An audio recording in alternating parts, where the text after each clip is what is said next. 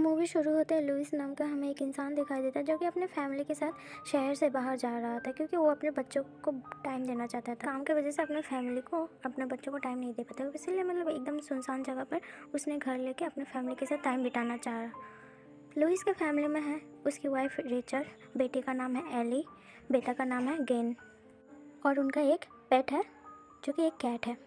Louis, Rachel, Eli, gain सबको घर आके खुश हो गया। घर बहुत सुंदर था।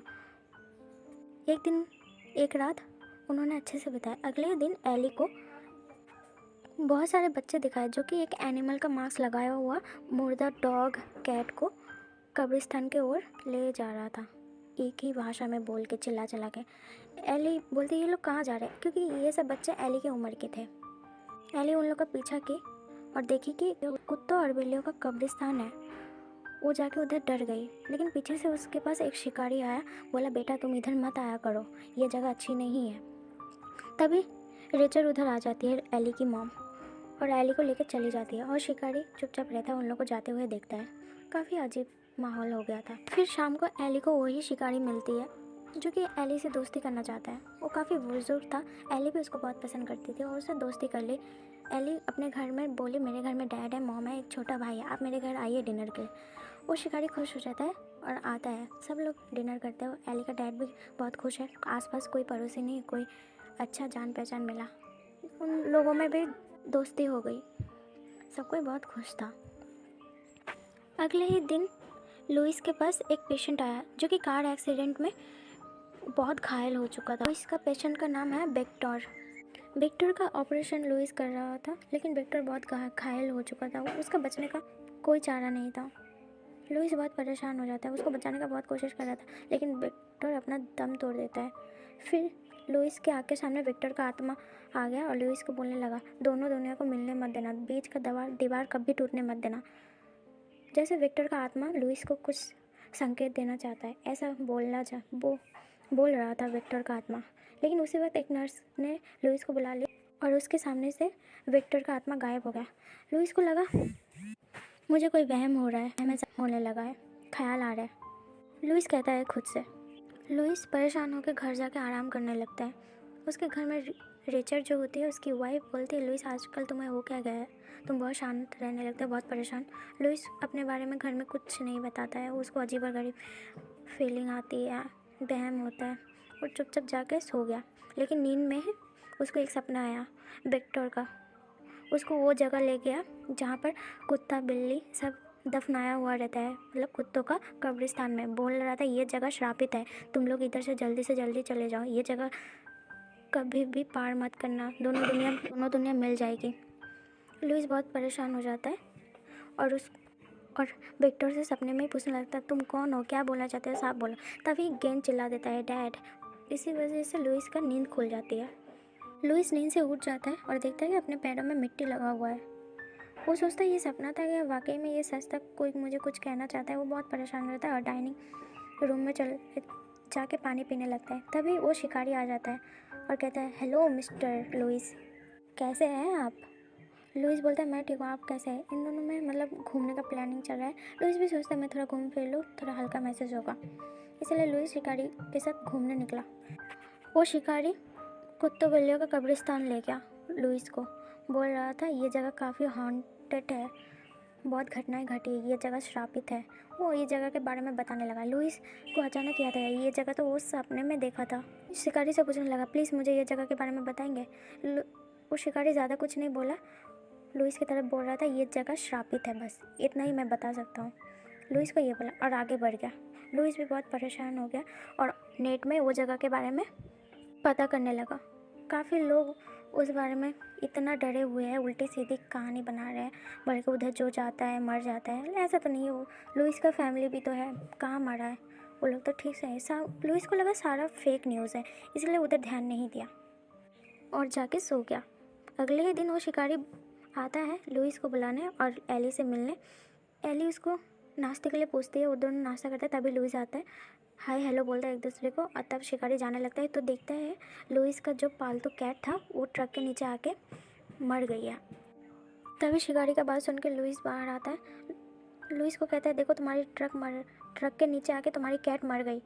लुइस बहुत परेशान होता है, रेचल को बुलाता है। रेचल रोने लगती है वो कैट के लिए। लुइस बोलता है खुद को संभालो।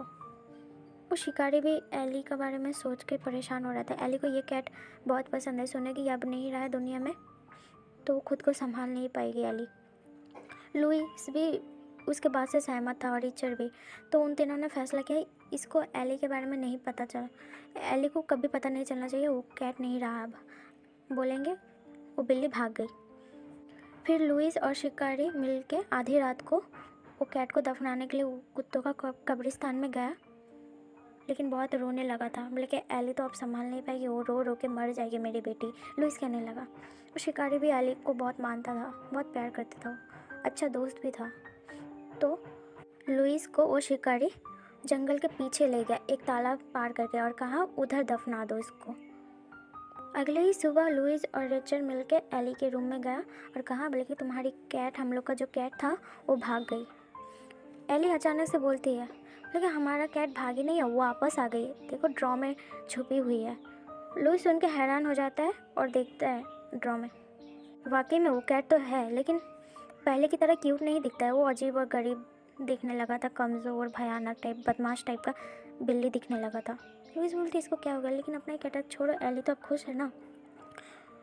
फिर उसी टाइम शिकारी आता है उस घर में और कहता है मुझे लुइस से बात करना है। लुइस बताता है बोले कि उधर जो भी मुर्दा लाश को गाड़ोगे वो वापस आ जाएगा, लेकिन वापस आने के बाद उसके अंदर दिल नहीं रहेगा, वो बहुत ख़तरनाक हो जाएगा। कोई भी मतलब डेड बॉडी उधर गाड़ने से वो ज़िंदा हो जाएगा और वापस आ जाएगा। लुइस भी बोलने लगे ऐसा भी होता है? बोले हाँ, इस मिट्टी में बहुत ताकत है, कुछ भी हो सकता है, शिकारी कहता है लुइस से। लुइस बोलता है छोड़ो। अगले दिन एली का बर्थडे था। लुइस को डर था कहीं वो बिल्ली कुछ गलत ना कर दे, तभी वो बिल्ली को उठा के एक हाईवे में छोड़ के आया बहुत दूर, और एली को जाके बोले कि तुम्हारी बिल्ली फिर भाग गई। ऐसा झूठ बोला जैसे पहले बोला था। एली सैड हो गई और बर्थडे पार्टी में उसका कहीं भी मन नहीं लग रहा था, उसका कैट का बहुत याद आ रहा था। तभी दूर से देखी कि एक बिल्ली आ रही है, वो उसी की बिल्ली थी। जाके उसके पास जाने लगी, उसके पीछे पीछे गेन भी गया, एली का छोटा भाई, एली का पीछा करते करते। लेकिन उधर से एक ट्रक आ रहा था गेन को मारने के लिए, लेकिन लुइस देख लेता है, सही टाइम पर आके गेन को बचा लेता है। लेकिन इसी हादसे में ट्रक पलट जाती है, एली से जाके टकरा जाती है, एली की मौत हो जाती है। इस बर्थडे के दिन एली को खो दिया था। रिचर्ड, गेन, लुइस और वो शिकारी संभाल नहीं पाता है खुद को, बहुत सदमे में आ जाता है, बहुत डर जाता है। फिर उसको दफना देता है उसका पापा लुइस, और रिचर्ड और गेन बोलता है मैं अपने डैड के घर जा रहा हूँ, मुझे अच्छा नहीं लग रहा है, एली के याद में बहुत याद आ रहा है, मुझे इधर और नहीं रहना है, उसकी याद मुझे सता रही है। लुइस भी बोला बोल के जाओ तुम घूम के आओ, मैं घर में ही रुकता हूँ। लुइस अकेले घर में था, बहुत ही रो रहा था अपनी बेटी के लिए। बोले कहाँ गई मेरी बेटी। उसके दिमाग में एक ख्याल आया, वो दफनाया हुआ लाश को फिर से उठा के उसी जगह पर जहाँ पर वो कैट को दफनाया था उधर जाके दफना दिया, और कहा अब मेरी बेटी ज़िंदा होकर वापस आ जाएगी। वो जाके सो गया। अगले ही सुबह सच में उसकी बेटी एली ज़िंदा होकर आ गई, लेकिन उसके अंदर बहुत गुस्सा भरा चेहरा था, बहुत गंदी दिखने में बहुत गंदी सी हो गई थी, उसकी हरकतें भी अच्छी नहीं थी। लुइस बहुत खुश था, मेरी बेटी वापस आ गई। रिचा को इस बारे में पता नहीं चला और रिचा को फ़ोन से ब्लॉक कर दिया, बोले कि मुझे उसका कॉल नहीं आया और मुझे पता नहीं चला, जब तक मायके है मेरी बेटी मेरे साथ रहेगी। वो अपनी बेटी का बहुत ध्यान रखती है, लेकिन उसके बेटी के अंदर ज़रा सा भी रहम नहीं है, आगे चल के बहुत तकलीफ़ होने वाला था। उधर लुइस अपनी बेटी के लिए नाश्ता बना रहा था, तभी वो शिकारी आया और देखा एली वापस आ गई। वो शिकारी लुइस से कहने लगा तुमने वो जगह फिर जाके एली को दफनाया ना, तुम नहीं जानते हो इसकी वजह से बहुत तकलीफ़ हो गया, उससे पहले कुछ गड़बड़ हो, तकलीफ़ आए, मुसीबत आए, तुम एली को मार दो। लुइस गुस्से में आ जाता, तुम मेरी बेटी को मारने के लिए कैसे बोल सकते हो, तुम अभी चले जाओ। और वो शिकारी को धक्के मार के घर से निकालता है। वो शिकारी जानता था बहुत गलत होने वाला है, तभी अपने घर जाके एक गन लेने लगता है, गन लोड करने लगता है। तभी उधर एली आ जाती है और चाकू से उसका मर्डर कर देता है। पर मर्डर करने के टाइम उसके फेस में एक कुत्ता का चेहरा आने लगा, जो कि कुत्ता का कब्रिस्तान में आया। वो शैतानी ताकत थी और उसको मार दिया, चला गया घर। सारा बॉडी खून से लदा हुआ था। लुइस समझ जाता है तुमने क्या किया है, सच बताओ, लेकिन वो कुछ नहीं बोलती और जाके नहाने लगती है। उसके डैड उधर आ जाते हैं, बोले बताओ सच। उसको डैड को दबोचने की कोशिश करता है। उधर रिचर्ड परेशान हो जाती है, ले लुइस ने मुझे ब्लॉक कर दिया, बात करना। वो घर आ गई गेन के साथ, लेकिन रिचर्ड घर आके देखती है एली जिंदा है। ये कैसे हो सकता है? वो लुइस के ऊपर हैरानी से देखने लगी और डरी हुई। लुइस उसको कोने में लेकर सारी बात बताई, बोले कि ये ठीक नहीं है, कोई भी डेड बॉडी जिंदा नहीं हो सकता है। रिचर्ड ने कहा, लेकिन लुइस बोले ऐसा हुआ, हमारी बेटी आ गई, तुम खुश रहो। लेकिन रिचर्ड को लगा ये मेरी बेटी नहीं है, ऐसा कुछ नहीं हो सकता, डेड बॉडी जिंदा होकर वापस आ जाए, वो उसी की बेटी हो। रिचर्ड ने उसको हटा के गेन को गोदी लेकर ऊपर जाके बैठ गई। एली को प्यार नहीं की। एली इस बात से बहुत गुस्सा थी और फिर रात को गेन को मारने का कोशिश की, लेकिन रिचर्ड आके उधर देख लेती है और एली को धक्का देती है, थप्पड़ मारने लगती है। लेकिन एली के अंदर कुछ अंदरूनी ताकत थी, उसके बॉडी में उसके पास अशक्ति थी। वो रिचर्ड और गेन को मारना ही चाहता था, लेकिन उधर से रिचर्ड और गेन भाग गया अपने बेटे को बचाने के लिए। लेकिन उधर लुइस नहीं था। लुइस वापस आके देख रहा है कि घर में इतना तकलीफ है। वो बाहर से आवाज़ें सुन रहा था, हेल्प हेल्प। रिचर्ड का आवाज़ था, वो परेशान हो गया था। लेकिन रिचर्ड तभी एक विंडो का कांच तोड़ के अपने बेटे को नीचे गिराई लुइस की गोदी में और खुद आने का कोशिश कर रही थी नीचे जान बचाने के लिए। तो तभी उसके पीठ में चाकू घुसा दिया एली ने। लुइस देख के बहुत डर जाता है। गेन को एक लॉक कार में बंद करके अंदर जाने लगता है, लेकिन तब तक रिचर्ड मर चुकी होती है। वो रिचर्ड को उठाने की कोशिश, प्लीज़ उठो, मुझे छोड़ के मत जाओ, लुइस कह रहा था। लेकिन पीछे से स्टील का चेयर उठा के एली ने लुइस के सर पर मार दिया और बेहोश कर दिया और रिचर्ड को घसीट के कब्रिस्तान में ले गया। एली ने उसको उधर ही दफना दिया।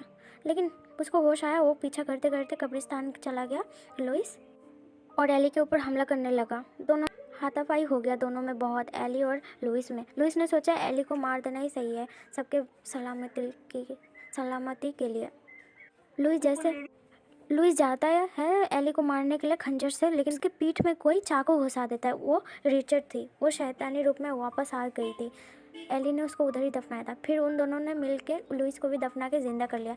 फिर तीनों वापस आने लगा और घर को जला दिया। लेकिन बंद कार में गेन था।